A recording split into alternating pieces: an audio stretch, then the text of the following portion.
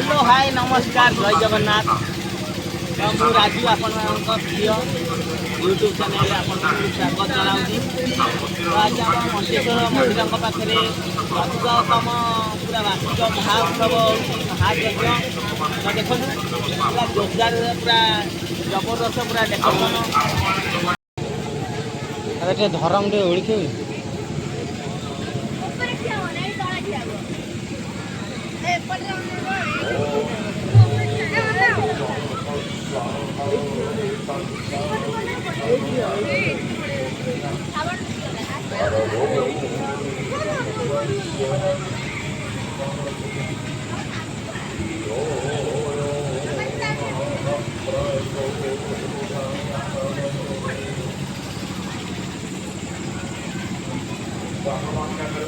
उपस्थापन करने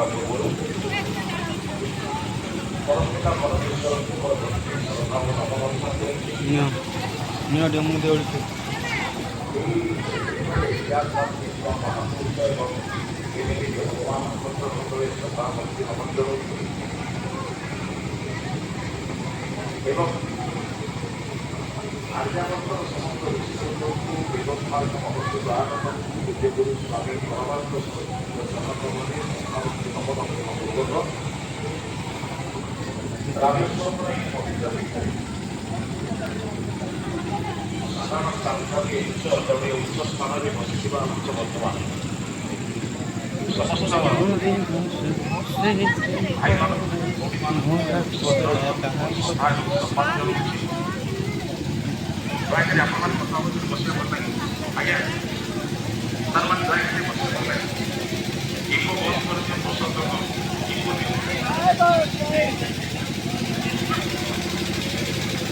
तो hello hi नमस्कार जय जगन्नाथ राजू ओम यूट्यूब चैनल आप स्वागत।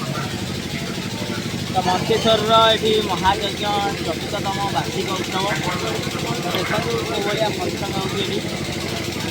तो ये 4 वर्ष है फंक्शन चलती देखते कौ भाया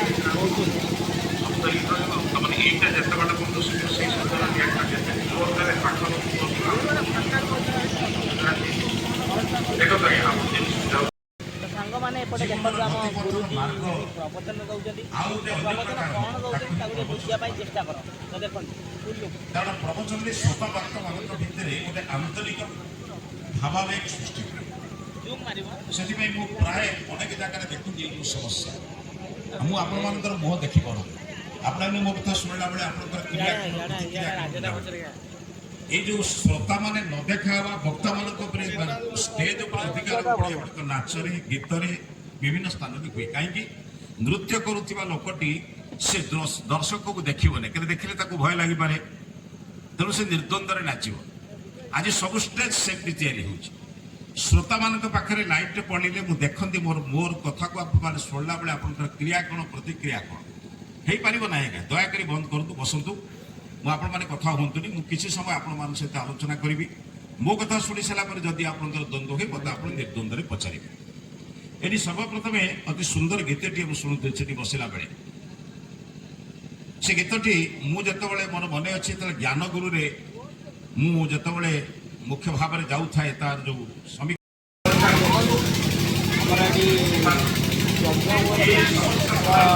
कैमेरा भाई को अनुरोध फुल चारिपट वीडियो करके देखदेवे आपण मानू।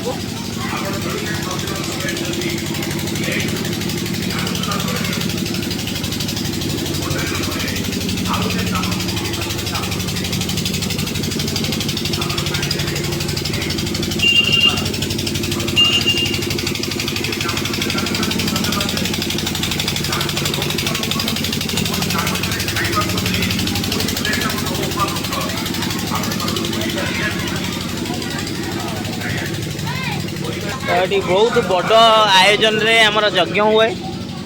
तो 3 दिन आरंभ हो गला आहरी 2 दिन बाकी अच्छी आम चतुर्थ दिन में आसिक पहुँचीचु।